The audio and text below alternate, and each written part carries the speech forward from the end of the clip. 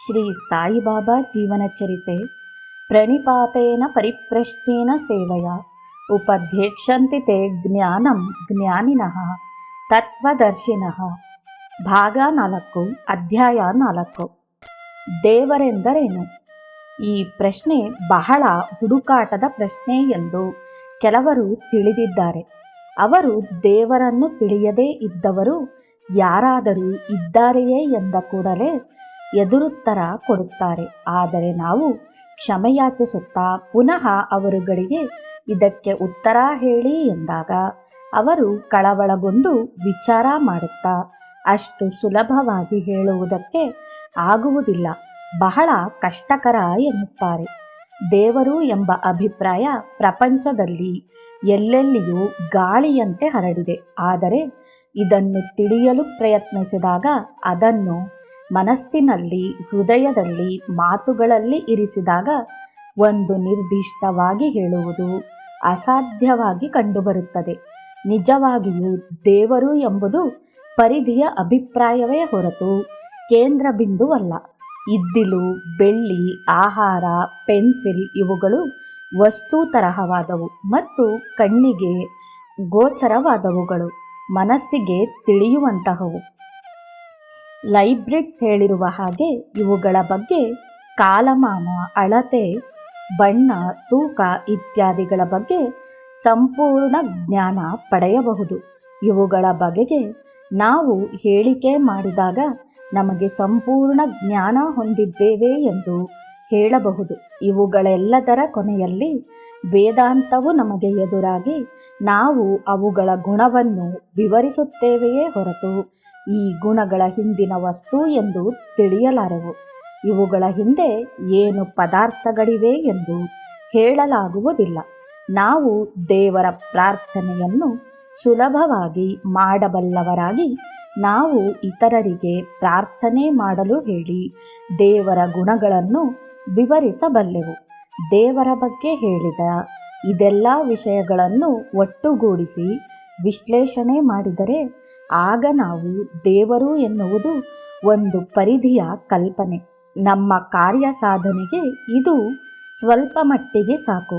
ನಾವುಗಳು ಇದ್ದಿಲು ಅಥವಾ ಚಿನ್ನ ಎಂಬ ಗಟ್ಟಿ ಪದಾರ್ಥಗಳ ಬಗ್ಗೆ ನಮ್ಮ ಅಭಿಪ್ರಾಯ ಅಷ್ಟು ತಿಳಿಯಾಗಿರುವುದಿಲ್ಲ.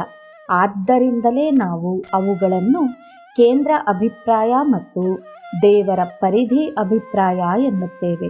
ಮೈದಾನದಲ್ಲಿ ನಮ್ಮ ಬ್ಯಾಟರಿಯಿಂದ ಬೆಳಕು ಬೀರುವಂತೆ ಇದಾಗುತ್ತದೆ. ಕೇಂದ್ರದಲ್ಲಿ ಬಹಳವಾದ ಬೆಳಕಿದ್ದರೆ ಎಲ್ಲವೂ ಸ್ಪಷ್ಟವಾಗಿ ಕಾಣುತ್ತದೆ. ಆದರೆ ಕೇಂದ್ರದಲ್ಲಿ ಸುತ್ತುವರೆದು ಎಲ್ಲೆಲ್ಲೂ ಬೆಳಕಿದ್ದರೆ ಅದರ ವ್ಯಾಸ ಎಲ್ಲಿ ಎಂದು ತಿಳಿಯಲಾಗದು. ನಾವು ವ್ಯಾಸದಲ್ಲಿ, ಎತ್ತರದಲ್ಲಿ ಆಕಾಶವು ಕಾಣುವ ಹಾಗೆ ಎಲ್ಲಿ ಏನು ಎಂಬುದನ್ನು ಗುರುತಿಸಲಾರೆವು. ಇದು ನಮಗೆ ದೇವರಲ್ಲಿರುವ ಅಭಿಪ್ರಾಯದ ಸ್ಥಿತಿ. ಆದ್ದರಿಂದ ದೇವರ ಬಗ್ಗೆ ಪ್ರಶ್ನೆ ಹಾಕಿದಾಗ ಅನೇಕ ಸಂತರು, ಬೋಧಕರು ಉತ್ತರಗಳನ್ನು ನೀಡಿದ್ದರು. ಆದರೆ ಈ ಉತ್ತರಗಳು ಯಾರು ದೇವರು ಎಂದು ಸ್ಪಷ್ಟಗೊಳಿಸುವ ಬದಲು ಅವುಗಳಿಂದ ಗೊಂದಲಕ್ಕೀಡಾಗಿದ್ದಾರೆ. ಅದಕ್ಕೆ ಪೂರ್ವಭಾವಿಯಾಗಿ ಪರೀಕ್ಷೆ ಮಾಡಲು ಸಂತರಿಗೆ ಈ ಪ್ರಶ್ನೆಗಳನ್ನು ಹಾಕಬಹುದು. ನೀವು ದೇವರನ್ನು ನೋಡಿದ್ದೀರಾ?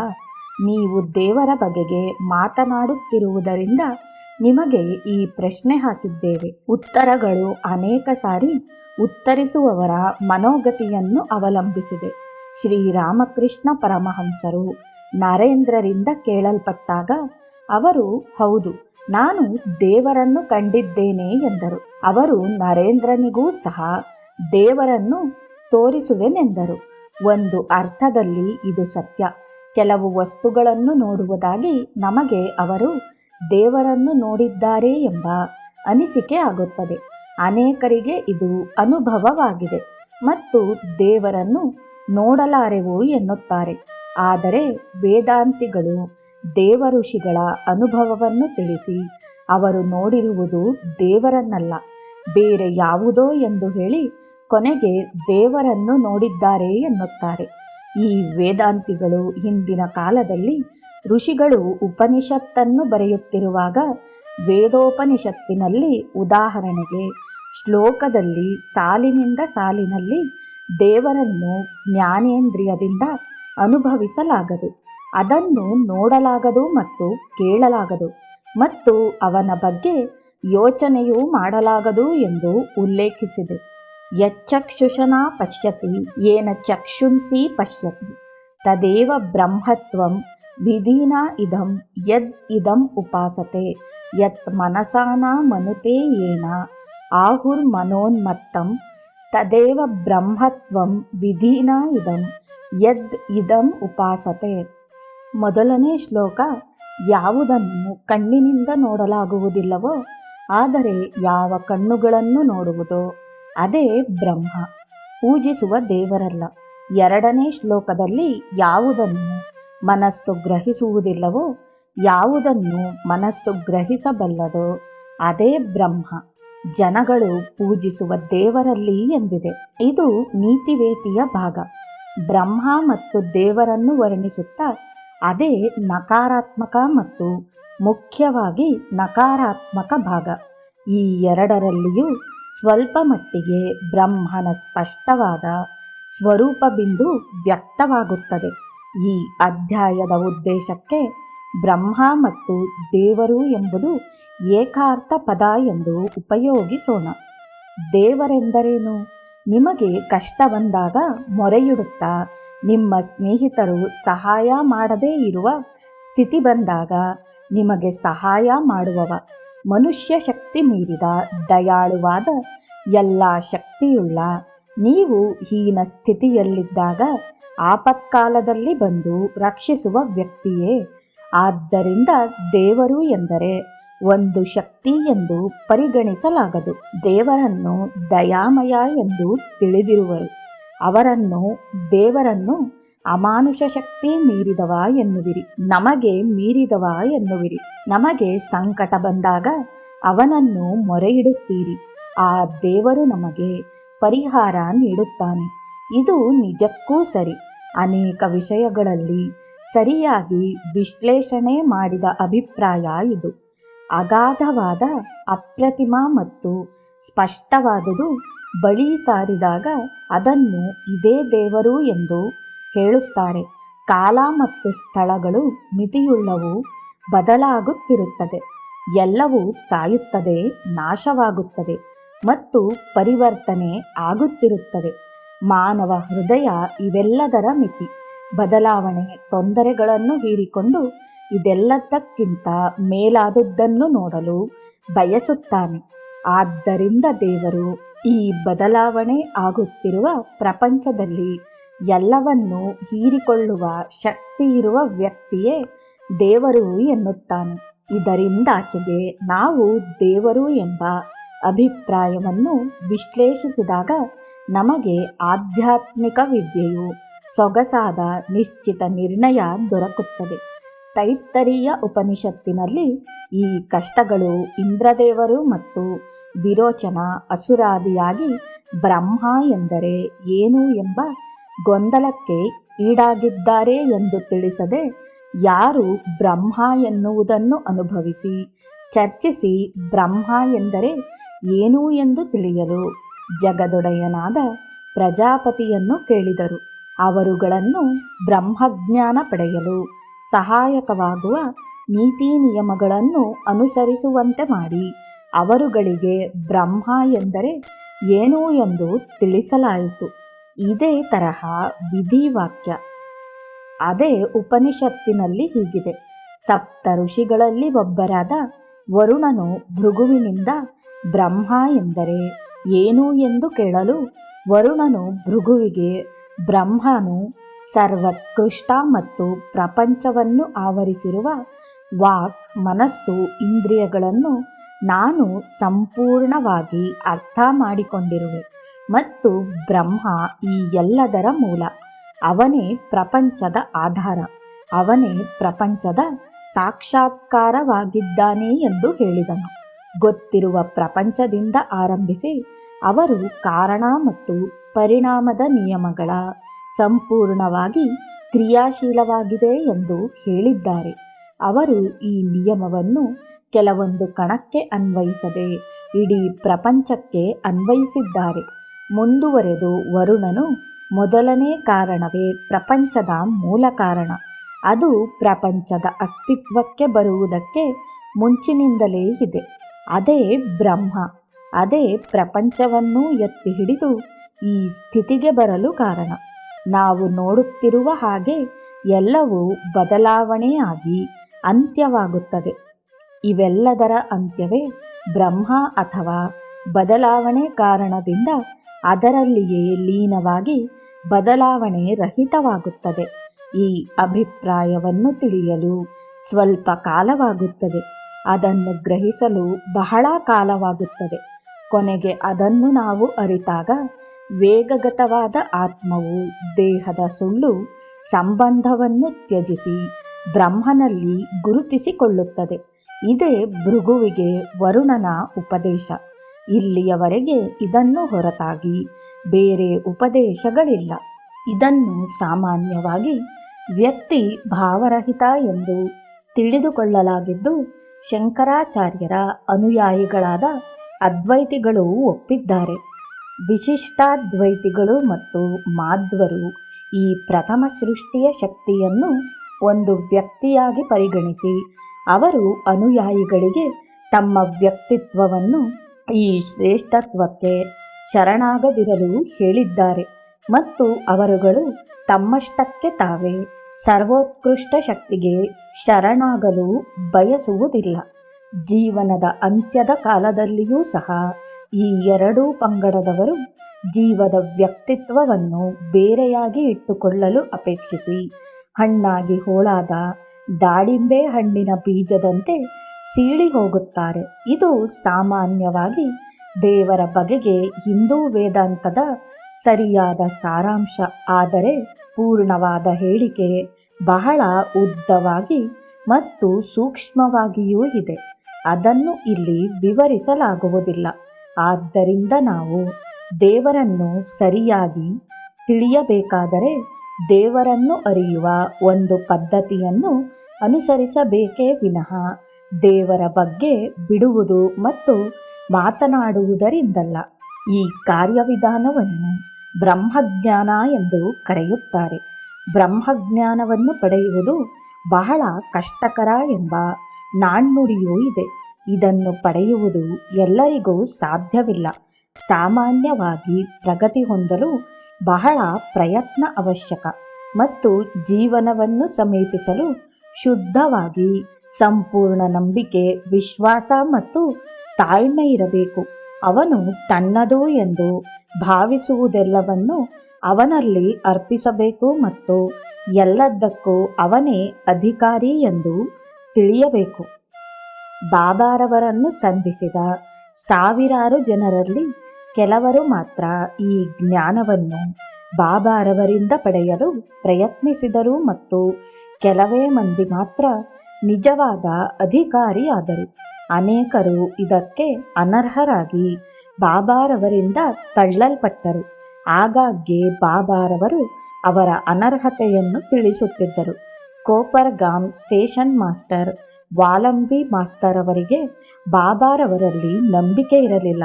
ಆದರೂ ಅವರಿಗೆ ದಾಸಗಣೂರವರು ಬಾಬಾರವರು ಎಂತಹ ವ್ಯಕ್ತಿ, ಅವರಿಂದ ಎಷ್ಟು ಪ್ರಯೋಜನ ಪಡೆಯಬಹುದು ಎಂದು ಹೇಳಿದರು. ಈ ಪ್ರೇರಣೆಯಿಂದ ಅವರು ಬಾಬಾರವರ ಬಳಿ ಬಂದಾಗ ಬಾಬಾರವರು ಅನೇಕ ಮಡಕೆಗಳನ್ನು ತೆಗೆದುಕೊಂಡು ತೊಳೆದು ಬಾಯಿ ಕೆಳಗೆ ಮಾಡಿ ಇಡುತ್ತಿದ್ದರು. ಸ್ಟೇಷನ್ ಮಾಸ್ಟರ್ ತಾಳ್ಮೆ ಮೀರಿ ದಾಸಗಣು ಅವರನ್ನು ಕುರಿತು ಇದೆಲ್ಲ ಏನು ಎಂದು ಕೇಳಿದರು.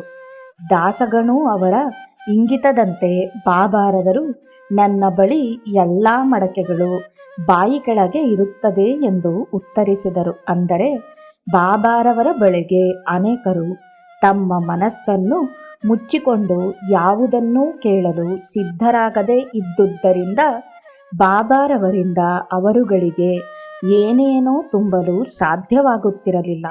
ಇನ್ನೂ ಕೆಲವರು ಬಾಬಾರವರ ಬಳಿ ಬಂದು ಅವರ ಸಿದ್ಧ ಶಕ್ತಿಯನ್ನು ಐಹಿಕ ಉಪಯೋಗಗಳಿಗೆ ಬಳಸಲು ಬರುತ್ತಿದ್ದರು. ಯಾವಾಗಲೋ ಒಮ್ಮೊಮ್ಮೆ ಬಾಬಾರವರಿಂದ ಅಂಗಡಿಯಲ್ಲಿ ಸಿಹಿ ಪದಾರ್ಥ ಪೊಟ್ಟಣಗಳನ್ನು ನೀಡುವ ಹಾಗೆ ಬ್ರಹ್ಮಜ್ಞಾನ ಪಡೆಯಲು ಬರುತ್ತಿದ್ದರು. ಅಂತಹ ಓರ್ವ ಶ್ರೀಮಂತ ವ್ಯಕ್ತಿ ಬಾಬಾರವರ ಬಳಿ ಬಂದು ದೇವರು ಹೇಗಿದ್ದಾನೆ ಎಂದು ಕೇಳಿದ. ಬಾಬಾರವರು ಅವನಿಗೆ ಏನೂ ಹೇಳದೆ ಓರ್ವ ಭಕ್ತನಿಗೆ ಖಾನ್ ಚಂದ್ ಮಾರವಾಡಿ ಕಡೆಗೆ ಹೋಗಿ ಬಾಬಾರವರಿಗೆ 100 ರೂಪಾಯಿ ಬೇಕು ಎಂದು ಕೇಳಿ ತೆಗೆದುಕೊಂಡು ಬಾ ಎಂದರು. ಆ ಮನುಷ್ಯ ನಿಮಿಷದಲ್ಲಿಯೇ ಮರಳಿ ಬಂದು ಆ ಮಾರವಾಡಿಯು ನನ್ನ ಹತ್ತಿರ ಹಣವಿಲ್ಲ ಎಂದು ನಮಸ್ಕಾರಗಳನ್ನು ಕಳುಹಿಸಿದ. ಬಾಬಾರವರು ಪುನಃ ಅವನನ್ನು ಇನ್ನೊಬ್ಬ ಮಾರವಾಡಿ ಬಳಿಗೆ ಕಳುಹಿಸಿ 100 ರೂಪಾಯಿಯನ್ನು ಸಾಲವಾಗಿ ತೆಗೆದುಕೊಂಡು ಬಾ ಎಂದರು. ಈ ಸಾರಿಯೂ ಸಹ ಆ ಭಕ್ತ ಆ ಮಾರವಾಡಿಯೂ ಸಹ ಹಣವಿಲ್ಲವೆಂದು ಹೇಳಿದ ಎಂದು ತಿಳಿಸಿದ. ಅನಂತರ ಬಾಬಾರವರು ನಾನಾ ಸಾಹೇಬ್ ಚಂದೋರ್ಕರ್ನವರನ್ನು ಕರೆತರಲು ಹೇಳಿದರು. ನಾನಾ ಬಂದರು. ಬಾಬಾರವರು ನಾನಾರವರಿಗೆ ನನಗೆ ಕೂಡಲೇ 100 ರೂಪಾಯಿ ಬೇಕೆಂದರು. ನಾನಾ ಅವರು ಕೂಡಲೇ ಅದೇ ಬಾಗ್ಚಂದ್ ಮಾರವಾಡಿಯ ಬಳಿಗೆ ಕಳುಹಿಸಿ 100 ರೂಪಾಯಿ ಸಾಲವಾಗಿ ಕಳುಹಿಸು ಎಂದು ಚೀಟಿ ಬರೆದು ಕಳುಹಿಸಿದರು. 2 ನಿಮಿಷದಲ್ಲಿ ಮಾರವಾಡಿಯಿಂದ ಹಣ ಬಂದಿತು. ನಾನಾ ಬಾಬಾರವರ ಕೈಗೆ ಇಟ್ಟರು. ಬಾಬಾರವರು ಆಗ ಹೇಗಿದೆ ಈ ಪ್ರಪಂಚ ಎಂದರು. ತಾಳ್ಮೆಯಿಲ್ಲದ ಆ ಆಗಂತುಕ ಏನೂ ತಿಳಿಯಲಾರದೆ ಬಾಬಾರವರು ನನಗೆ ಉತ್ತರ ಕೊಡದೆ ಅವರ ಸಾಲಕ್ಕೋಸ್ಕರ ಏಕೆ ಎಲ್ಲರ ಕಡೆ ಕಳುಹಿಸಿದರು ಎಂದು ದಾಸಗಣು ಅವರನ್ನು ಕೇಳಿದ. ದಾಸಗಣುರವರು ಬೇರೆಯವರು ಹಣ ಕೇಳಿದಾಗ ಅದು ಕೂಡಲೇ ಬರಲಿಲ್ಲ. ನಾನಾ ಸಾಹೇಬರು ಕೇಳಿದಾಗ ಕೂಡಲೇ ದೊರಕಿತು. ಆದ್ದರಿಂದ ಯಾವ ಮನುಷ್ಯ ಸುಮ್ಮನೆ ದೇವರು ಹೇಗಿದ್ದಾನೆ ಎಂದು ಕೇಳಿದವನಿಗೆ ಅದು ಗೊತ್ತಾಗುವುದಿಲ್ಲ. ಯಾವ ಮನುಷ್ಯನಿಗೆ ಅದನ್ನು ತಿಳಿಯುವ ಜ್ಞಾನ ಇದೆಯೋ, ಯಾರು ಅದಕ್ಕೆ ಅರ್ಹರೋ ಅವರಿಗೆ ಮಾತ್ರ ಜ್ಞಾನ ದೊರಕುತ್ತದೆ. ಆದ್ದರಿಂದ ಬಾಬಾರವರ ಉತ್ತರ ಹೀಗಿದೆ: ನೀನು ಬ್ರಹ್ಮನನ್ನು ಅರಿಯಬೇಕಾದರೆ ಅದಕ್ಕೆ ಯೋಗ್ಯವಂತನಾಗಿರಬೇಕು ಎಂಬುದೇ ಬಾಬಾರವರ ಉತ್ತರ. ಇನ್ನೊಂದು ಸಂದರ್ಭದಲ್ಲಿ ಓರ್ವ ಶ್ರೀಮಂತ ಬಹಳ ಹಣವಿಟ್ಟುಕೊಂಡು ಅನವಶ್ಯಕ ಖರ್ಚು ಮಾಡಬಾರದೆಂದು ಕೋಪರ್ಗಾಮ್ನಿಂದ ಶಿರ್ಡಿ ಮತ್ತು ಶಿರ್ಡಿಯಿಂದ ಕೋಪರ್ಗಾಮ್ಗೆ ವಾಪಸ್ಸಾಗಲು ಒಂದು ಬಾಡಿಗೆ ಗಾಡಿ ನಿಗದಿಪಡಿಸಿಕೊಂಡು ಅರ್ಧ ಗಂಟೆಯಲ್ಲಿ ಮರಳಿ ಬರುವೆನೆಂದು ಬಾಬಾರವರ ಬಳಿ ಬಂದ. ಆ ಮನುಷ್ಯ ಬಹಳ ಆತುರವಾಗಿ ಬಂದು, ಬಾಬಾ, ನನಗೆ ದೇವರನ್ನು ತೋರಿಸಿ, ಬ್ರಹ್ಮನನ್ನು ತೋರಿಸುತ್ತೇನೆ ಎಂದು ಜನಗಳು ಹೇಳುತ್ತಾರೆ ಎಂದ. ಬಾಬಾರವರು, ಹೆದರಬೇಡ, ಕೂಡಲೇ ಸ್ಪಷ್ಟವಾಗಿ ತೋರಿಸುವೆ ಎಂದು ಮುಂದೆ ತಳ್ಳಿ ಹಾಕುವ ವಿಷಯವಲ್ಲ. ನಿನ್ನಂತಹ ಜ್ಞಾನಿಗಳನ್ನು ಕಾಣುವುದು ಸುಲಭವಲ್ಲ. ಬಾಬಾರವರ ಮರ್ಮವನ್ನು ಅವನು ತಿಳಿಯಲಾರದೆ ಹೋದ. ಅನೇಕರು ಐಶ್ವರ್ಯ, ರೋಗ ಗುಣಪಡಿಸುವಿಕೆ, ತೊಂದರೆಗಳ ನಿವಾರಣೆ, ಮಾನ, ಪ್ರತಿಷ್ಠೆ, ಅನಂತ ಆನಂದ ಇವುಗಳಿಗೆ ಆಸೆ ಪಡುತ್ತಾರೆ. ಯಾರಿಗೂ ದೇವರು ಬೇಡ. ನಾನು ದೇವರನ್ನು ತೋರಿ ಎಂದು ಕೇಳುವವರನ್ನು ನೋಡಬಯಸುತ್ತೇನೆ. ಬ್ರಹ್ಮನೇ ಈ ಪ್ರಪಂಚದ ಮೂಲ ಕಾರಣ. ಈ ಪ್ರಪಂಚ, ಸೌರಶಕ್ತಿ, ಗ್ರಹಗಳ ಚಾಲನೆ, ಋತುಗಳ ಕಾಲ ಬದಲಾವಣೆ ಎಲ್ಲವೂ ಇದರಿಂದಲೇ. ಸಾವಿಗೆ ಮುಂಚೆ ಬ್ರಹ್ಮನ ಸಾಕ್ಷಾತ್ಕಾರವಾಗಬೇಕು ಎಂದು ಪ್ರತಿಯೊಬ್ಬನೂ ಆಶಿಸಬೇಕು. ಇಲ್ಲದಿದ್ದರೆ ಈ ಜನನ ಮರಣವೆಂಬ ವ್ಯೂಹ, ನಿರಂತರ ಆತ್ಮಾನುಭವವು ಕೇವಲ ಅದ್ವೈತ ಸುಖ ದೊರಕಿಸುತ್ತದೆ. ಗುರುವು ಮಾತ್ರ ಬ್ರಹ್ಮನನ್ನು ಕೊಡಬಲ್ಲ ಎಂದರು. ಬಾಬಾರವರು ಸುತ್ತಲೂ ನೋಡಿ ಅಲ್ಲಿದ್ದ ಓರ್ವ ಬಾಲಕನನ್ನು ನಂದೂಲಾಲ್ ಮಾರವಾಡಿ ಬಳಿಗೆ ಹೋಗಿ ಬಾಬಾರವರಿಗೆ ಕೂಡಲೇ 5 ರೂಪಾಯಿ ಸಾಲದ ಅಗತ್ಯ ಇದೆ ಎಂದು ಹೇಳಿ ಹಣ ತೆಗೆದುಕೊಂಡು ಬಾ ಎಂದರು. ಬಾಲಕ ಹೋಗಿ ಮಾರವಾಡಿ ಇಲ್ಲ ಎಂದು ಮರಳಿ ಬಂದ. ಬಾಬಾರವರು ಹೀಗೆ ಯಾರ್ಯಾರು ಇಲ್ಲವೋ ಅವರ ಮನೆಗೆ ಈ ಬಾಲಕನನ್ನು ಕಳುಹಿಸಿದರು. ಆ ಶ್ರೀಮಂತ ತಾಳ್ಮೆ ಮೀರಿ ಬಾಬಾರವರನ್ನು ಆತ್ಮಜ್ಞಾನ ನೀಡಲು ಹಿಂಜರಿಯುತ್ತಿದ್ದಾರೆ ಎಂದುಕೊಂಡ. ಈ ರೀತಿ ತಡವಾಗುತ್ತಿದ್ದರೆ ಗಾಡಿಯ ಬಾಡಿಗೆ ಹೆಚ್ಚು ಕೊಡಬೇಕಾಗುತ್ತದೆ ಎಂದು ಕಳವಳಗೊಂಡ. ಅವನು ಕಡೆಗೆ ಬಾಬಾರವರಿಗೆ 5 ರೂಪಾಯಿ ಅಗತ್ಯವಿದೆ. ತಾನು 250 ರೂಪಾಯಿ ಕಿಸೆಯಲ್ಲಿಟ್ಟುಕೊಂಡು ಬಾಬಾರವರು ಅನೇಕ ಜನಗಳ ಕಡೆ ಕಳುಹಿಸುವುದನ್ನು ತಡೆಯಬಹುದಾಗಿತ್ತು. ಆದರೆ ಅವನು ಸಾಲ ಕೊಟ್ಟರೆ ಮರಳಿ ಬರಲಾರದು ಎಂದು ಹೆದರಿದ. ಅವನು ಬಾಬಾರವರನ್ನು, ನೀವು ಬ್ರಹ್ಮಜ್ಞಾನ ತೋರಲು ಸಹಾಯ ಮಾಡಲಾರಿರಾ ಎಂದ. ಬಾಬಾರವರು, ನಾನೇನು ಮಾಡುತ್ತಿದ್ದೇನೆ ಎಂಬುದನ್ನು ನೀನೇ ಸ್ವತಃ ನೇರವಾಗಿ ನೋಡುತ್ತಿರುವೆ. ಇದು ನಿನಗೆ ಅರ್ಥವಾಗಲಿಲ್ಲವೇ? ನನಗೆ 5 ಪದಾರ್ಥಗಳು ಬೇಕು. ಅದನ್ನು ಬ್ರಹ್ಮನನ್ನು ಪಡೆಯುವ ಮೊದಲಿಗೆ ಅರ್ಪಿಸಬೇಕು. ಅವನು ತನ್ನ ಪಂಚೇಂದ್ರಿಯಗಳನ್ನು, ಅಂದರೆ ಇಂದ್ರಿಯ, ಪಂಚಪ್ರಾಣಗಳು ಮತ್ತು ಮನಸ್ಸು, ಬುದ್ಧಿ, ಅಹಂಕಾರ ಇವೆಲ್ಲವನ್ನು ತ್ಯಾಗ ಮಾಡುವುದರಿಂದ ವೈರಾಗ್ಯ ಬರುತ್ತದೆ. ಬ್ರಹ್ಮನನ್ನು ಹೊಂದುವ ಮಾರ್ಗ ಬಹಳ ಕಠಿಣ. ಎಲ್ಲವೂ ಆ ಹಾದಿ ತುಳಿಯಲಾರದು. ಬೆಳಗಾದರೆ ಬೆಳಕು ಬರುತ್ತದೆ. ಯಾರು ಈ ಇಹಲೋಕದ ವಸ್ತುಗಳಿಗೆ ವಿರಕ್ತರಾಗುವರೋ ಅವರಿಗೆ ಮಾತ್ರ ಬ್ರಹ್ಮಜ್ಞಾನ ನೀಡಬಲ್ಲದು ಎಂದರು. ಆಗ ಶ್ರೀಮಂತ ತಾನು ಬ್ರಹ್ಮಜ್ಞಾನಕ್ಕಿಂತ 5 ರೂಪಾಯಿಗಳಿಗೆ ಬಹಳ ವ್ಯಾಮೋಹವಿಟ್ಟುಕೊಂಡಿದ್ದೇನೆಂದು ಬಾಬಾರವರಿಗೆ ತಿಳಿಯಿತು ಎಂದುಕೊಂಡ. ಬಾಬಾರವರು ತನು, ಮನ, ಧನದ ಸಂಪೂರ್ಣ ಶರಣಾಗತಿಯೇ ಬಹಳ ಮುಖ್ಯ ಎಂಬುದನ್ನು ಉಪದೇಶ ಮಾಡಿದರು. ಈ ಶರಣಾಗತಿಯೇ ಶ್ರೀಮದ್ ಭಗವದ್ಗೀತಾ ಮತ್ತಿತರ ಗ್ರಂಥಗಳಲ್ಲಿ ಉಲ್ಲೇಖವಾಗಿದೆ. ಬಾಬಾರವರು ಒಮ್ಮೊಮ್ಮೆ ಭಕ್ತರುಗಳಿಗೆ ಕೆಲವು ಭಾಗಗಳನ್ನು ಓದಿ ಬಾ ಎಂದು ಹೇಳುತ್ತಿದ್ದರು. ಇದೊಂದು ರೀತಿ ಅವರದಾಗಿತ್ತು. ಒಂದು ಸಾರಿ ಬಾಬಾರವರು ಭೂಟಿಯವರನ್ನು 16.5 ರೂಪಾಯಿ ದಕ್ಷಿಣೆ ಕೇಳಿದರು. ಆಗ ಭೂಟಿಯವರ ಹತ್ತಿರ ಅಷ್ಟು ಹಣ ಇರಲಿಲ್ಲ. ಭೂಟಿಯವರು, ಸದ್ಯಕ್ಕೆ ನಾನು ಹಣ ಇಟ್ಟುಕೊಂಡಿಲ್ಲ ಎಂದರು. ಬಾಬಾರವರು ಅವರಿಗೆ ಎಚ್.ಎಸ್. ದೀಕ್ಷಿತ್ ಅವರ ಬಳಿಗೆ ಹೋಗಿ 16.5 ರೂಪಾಯಿ ತೆಗೆದುಕೊಂಡು ದೀಕ್ಷಿತ್ ಓದುತ್ತಿರುವ ಪೋತಿ ಭಾಗವನ್ನು ಕೇಳಿಕೊಂಡು ಬಾ ಎಂದರು. ಅಂತೆಯೇ ಭೂಟಿಯವರು ದೀಕ್ಷಿತರಲ್ಲಿಗೆ ಬಂದು 16.5 ರೂಪಾಯಿ ಕೇಳಿದರು. ದೀಕ್ಷಿತರು ಓದನ್ನು ನಿಲ್ಲಿಸಿ, ತಮ್ಮಲ್ಲಿ ಇರುವುದು 1 ರೂಪಾಯಿ, 16.5 ರೂಪಾಯಿ ಕೊಡಲಾರೆ ಎಂದರು. ಭೂಟಿಯವರು, ಹೇಗಾದರೂ ಆಗಲಿ ಬಾಬಾರವರು ನನಗೆ ನೀವು ಓದುತ್ತಿರುವ ಪೋತಿ ಕೇಳಿಕೊಂಡು ಬಾ ಎಂದಿದ್ದಾರೆ ಎಂದರು. ಆಗ ದೀಕ್ಷಿತ್ರವರು ಭಾಗವತದ ಈ ಶ್ಲೋಕ ಪಠಿಸಿದರು. ಕಾಯೇನ ವಾಚ ಮನಸೇಂದ್ರಿಯೈರ್ವಾ ಬುದ್ಧ್ಯಾತ್ಮನಾವ ಪ್ರಕೃತೆ ಸ್ವಭಾವಾತ್ ಕರೋಮಿ ಯದ್ಯತ್ ಸಕಲಂ ಪರಸ್ಮೈ ಶ್ರೀಮನ್ನಾರಾಯಣ ಏತಿ ಸಮರ್ಪಯಾಮಿ. ಅಂದರೆ, ನನ್ನ ದೇಹ, ಮಾತು, ಮನಸ್ಸು, ಇಂದ್ರಿಯಗಳು, ಬುದ್ಧಿಯಿಂದ ಏನು ಮಾಡುವೆನೋ ಅದೆಲ್ಲವನ್ನು ನಾರಾಯಣನಿಗೆ ಸಮರ್ಪಿಸುತ್ತಿರುವೆ ಎಂದು ಅರ್ಥ. ಈ ಮನುಷ್ಯ ತನ್ನ ಎಲ್ಲ ಕೃತ್ಯಗಳನ್ನು ಸಮರ್ಪಿಸುವ ರೀತಿ. ಬ್ರಾಹ್ಮಣರು ತಮ್ಮ ಎಲ್ಲ ವಿಧಿನಿಯಮಗಳನ್ನು ಪೂರ್ಣ ಮಾಡಿದ ನಂತರ ತಮ್ಮ ಎಲ್ಲ ವಿಧಿನಿಯಮಗಳನ್ನು ನಿಲ್ಲಿಸಿ ಎಲ್ಲ ಮಂತ್ರಗಳ ಮೂಲಕ ಅಥವಾ ನಿಯಮದ ಮೂಲಕ ಈ ಶ್ಲೋಕವನ್ನು ಹೇಳಿ ಈಶ್ವರಾರ್ಪಣೆ ಮಾಡುತ್ತಾರೆ. ಈಗ ಬಾಬಾ 16.5 ರೂಪಾಯಿ ಕೇಳಿದರು. 16.5 ರೂಪಾಯಿಗಳಿಗೂ ಈ ಶ್ಲೋಕಕ್ಕೂ ಏನು ಸಂಬಂಧ? ಮೊದಲಿಗೆ ಇದರಲ್ಲಿ 17 ಭಾಗಗಳಿವೆ. ಇಲ್ಲಿ ತ್ಯಾಗ ಮಾಡುವ 16 ವಸ್ತುಗಳಿವೆ. ಆದರೆ ಚಿತ್ತವನ್ನು ಇಲ್ಲಿ ಬಿಡಲಾಗಿದೆ. ಜ್ಞಾನೇಶ್ವರಿ ವ್ಯಾಖ್ಯಾನದಲ್ಲಿ ಇದನ್ನು ಹೇಳಿದೆ.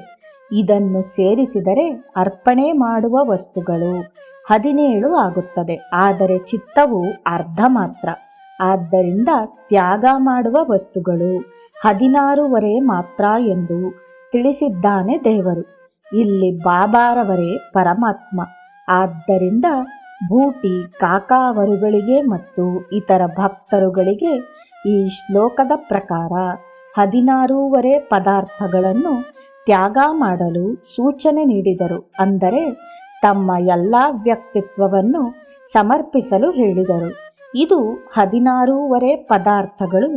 ಬಾಬಾರವರು ದೇವರನ್ನು ತಿಳಿಯುವ ಇತರೆ ಹೆಜ್ಜೆಗಳನ್ನು ಮತ್ತು ವಿವರಣೆಯನ್ನು ಶ್ರೀಮತಿ ರಾಧಾಬಾಯಿ ದೇಶ್ಮುಖ್ರವರಿಗೆ ತಿಳಿಸಿದರು. ಅವಳು ಬಾಬಾರವರಿಂದ ಉಪದೇಶವನ್ನು ಪಡೆಯಲೇಬೇಕೆಂದು ನಿಶ್ಚಯಿಸಿದರು. ಈ ಸಂದರ್ಭದಲ್ಲಿ, ನೀವು ದೇವರನ್ನು ನೋಡಿದ್ದೀರಾ?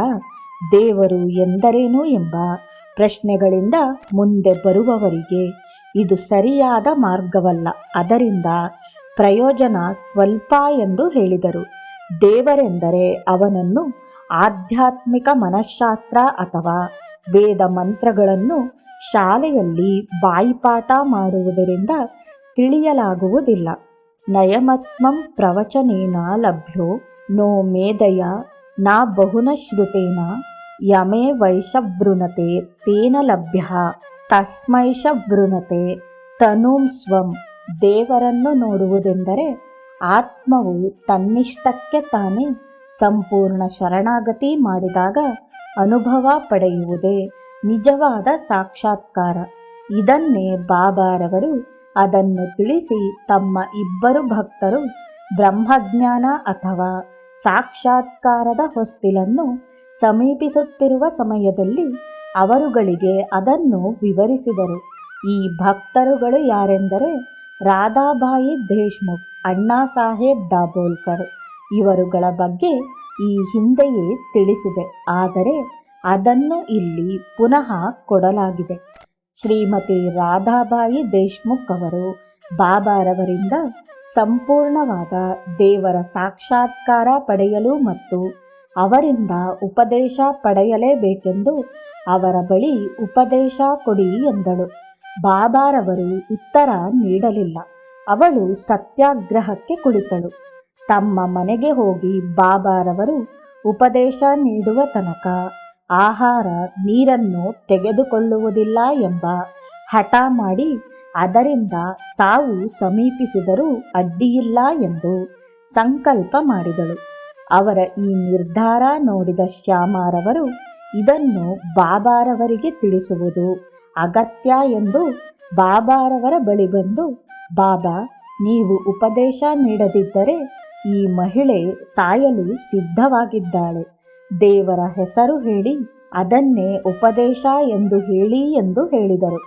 ಆಗ ಬಾಬಾರವರು ಅವಳನ್ನು ಬರಮಾಡಿಕೊಂಡು ಈ ರೀತಿ ಹೇಳಿದರು, ಮಾತೆ, ನಾನು ನಿನ್ನ ಮಗು, ನೀವು ನನ್ನ ತಾಯಿ. ನೀವೇಕೆ ದೇಹ ದಂಡಿಸಿ ಮರಣವನ್ನು ಅಪ್ಪಲು ಸಿದ್ಧಳಾಗಿರುವಿರಿ? ಈ ನನ್ನ ಕಂದನ ಮೇಲೆ ಕರುಣೆ ತೋರಿ. ನಾನು ಭಿಕ್ಷುಕ. ನನ್ನ ಗುರು ಹೆಸರಾಂತ ಸಂತ ಮತ್ತು ಕರುಣಾ ಸಾಗರ. ನಾನು ಅನವರತವು ಅವರ ಸೇವೆ ಮಾಡಿ ಬಳಲಿದೆ. ಆದರೂ ಅವರು ನನಗೆ ಯಾವ ಉಪದೇಶವನ್ನೂ ನೀಡಲಿಲ್ಲ.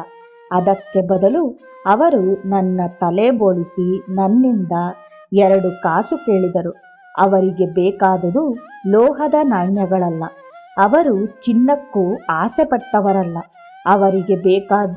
ಅವರಿಗೆ ಬೇಕಾಗಿದ್ದುದು ನಿಷ್ಠೆ, ಸಬೂರಿ ಅಂದರೆ ವಿಶ್ವಾಸ ಮತ್ತು ಧೈರ್ಯವಾದ ತಾಳ್ಮೆ.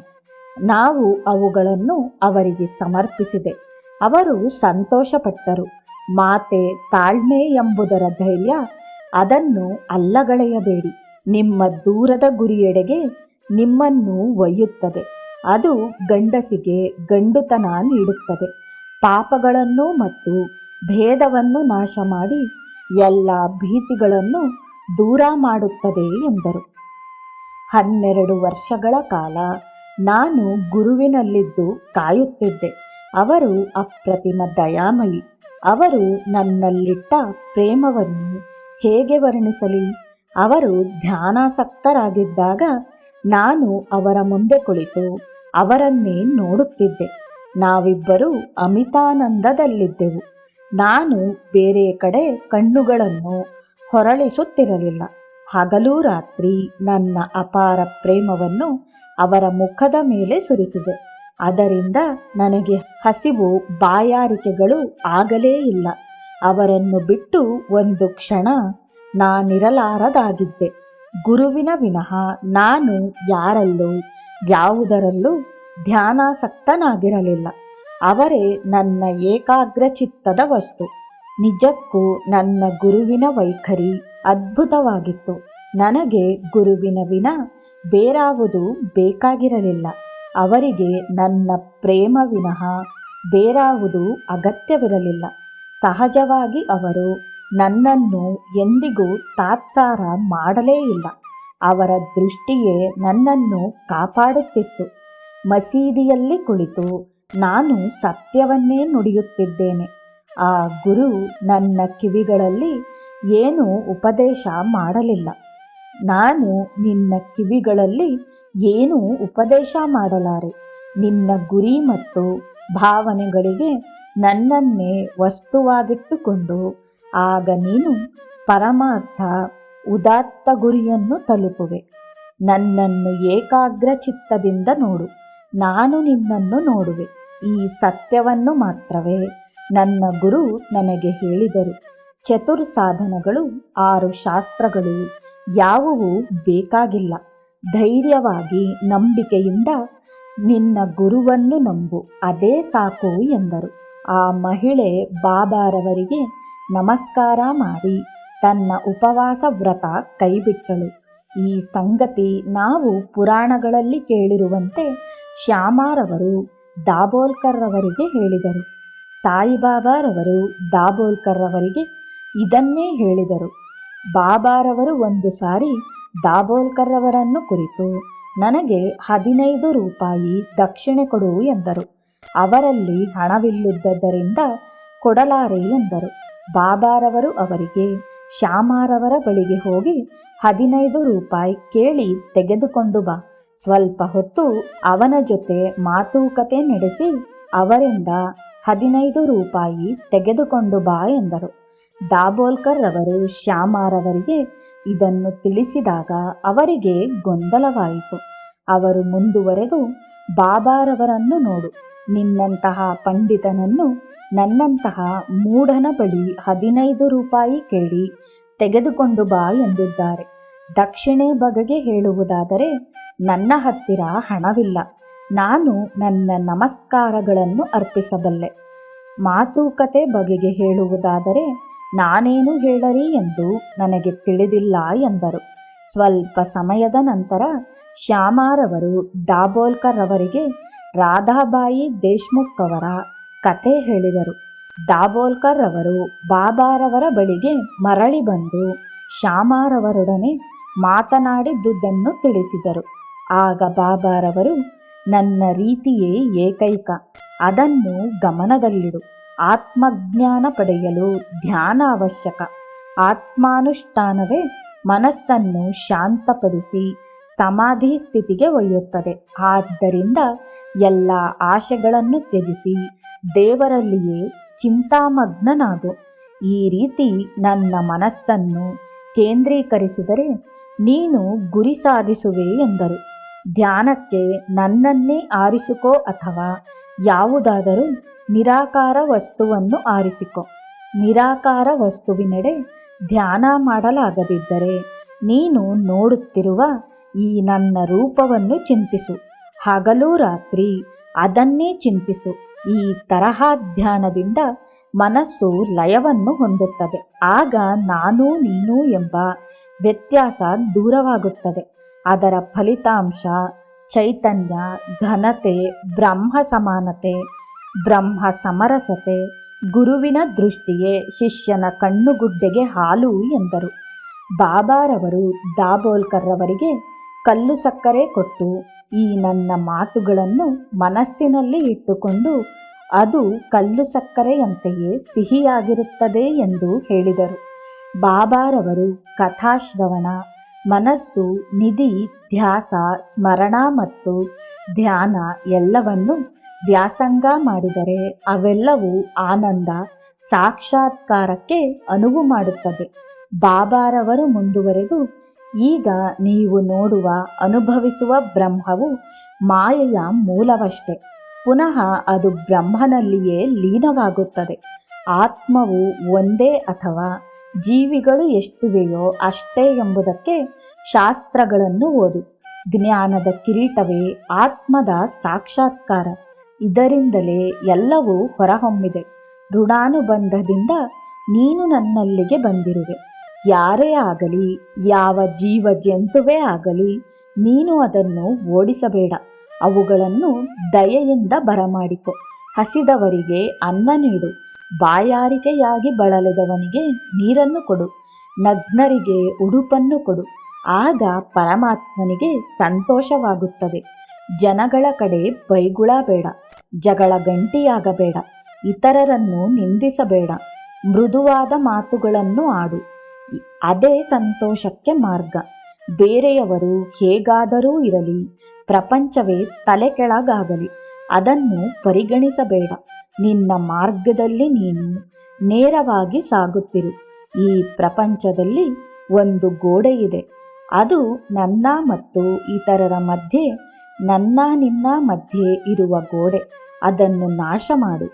ದೇವರು ದೊಡ್ಡವನು.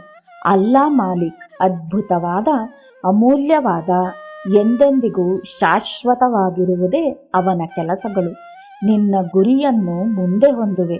ನಾವಿಬ್ಬರು ಪರಸ್ಪರ ಪ್ರೇಮದಿಂದ ಆನಂದವನ್ನು ಪಡೆಯುತ್ತೇವೆ ಎಂದರು. ಈ ರೀತಿ ದೇವರು ಯಾರು, ಏನು ಎಂಬುದಕ್ಕೆ ಬಾಬಾರವರ ಉತ್ತರ ಇದು. ಅವನನ್ನು ಮಾತುಗಳಲ್ಲಿ ವರ್ಣಿಸಲಾಗುವುದಿಲ್ಲ. ದೇವರ ಬಗೆಗೆ ಅವನನ್ನು ಹೃದಯದಲ್ಲಿ ಅನುಭವಿಸುವುದೇ ನಿಜವಾದ ಸತ್ಯ. ಪ್ರತಿ ಮನುಷ್ಯನು ದೇವರೊಳಗೆ ಬೆಳೆಯಬೇಕು. ಆಗಲೇ ಅವನಿಗೆ ದೇವರ ಪರಿಕಲ್ಪನೆ ಆಗುತ್ತದೆ. ಆ ಒಂದು ಪ್ರೇಮದ ಕಡೆಯಿಂದಲೇ ಆತ್ಮವು ಬೆಳಗುತ್ತದೆ. ಅನಂತರ ಹೆಸರಾಗಿ ಊದಿ ಪ್ರೇಮದ ಘನಿಯಾಗುತ್ತದೆ. ದೇವರು ಪ್ರೇಮ, ಪ್ರೇಮದ ಹೊರತು ಇನ್ಯಾವುದೂ ಇಲ್ಲ. ಅವನನ್ನು ಸ್ಪರ್ಶಿಸುವುದೆಲ್ಲವೂ ಪ್ರೇಮವಾಗುತ್ತದೆ. ಪ್ರತಿಯೊಂದು ಜೀವಿಯೂ ಸಹ ಆ ಪ್ರೇಮವೇ ಆತ್ಮನನ್ನು ಗುರುತಿಸುತ್ತದೆ. ಹುಲಿ ಮತ್ತು ಕೊಲೆಗಾರರೂ ಸಹ ಅದ್ಭುತ ಪ್ರೇಮವನ್ನೊಳಗೊಂಡು ಆತ್ಮವನ್ನು ಕಂಡಾಗ ಅವುಗಳ ದುಷ್ಟ ಸ್ವಭಾವವನ್ನು ನೀಗುತ್ತದೆ. ಆತ್ಮವು ಇಂತಹ ಅಯಸ್ಕಾಂತ ರೂಪವಾದ ಪ್ರೇಮವನ್ನು ಹೊಂದಿದಾಗ ಅದು ದೇವರನ್ನು ಪ್ರೇಮ ಎಂದು ಹೇಳುತ್ತದೆ. ಅದಕ್ಕೆ ಬೇರಾವ ಉತ್ತರವೂ ಇಲ್ಲ. ದೇವರು ಎಂದರೇನು ಎಂಬುದನ್ನು ಅನುಭವಿಸಬೇಕು. ಇದೇ ಬಾಬಾರವರ ದೇವರು ಎಂದರೇನು ಎಂಬುದಕ್ಕೆ ಉತ್ತರ. ಇಲ್ಲಿಗೆ ಭಾಗ 4ರ 4ನೇ ಅಧ್ಯಾಯವು ಸಮಾಪ್ತಿಯಾಯಿತು. ಶ್ರೀ ಸಮರ್ಥ ಸದ್ಗುರು ಸಾಯಿನಾಥ್ ಮಹಾರಾಜ್ ಕಿ ಜೈ.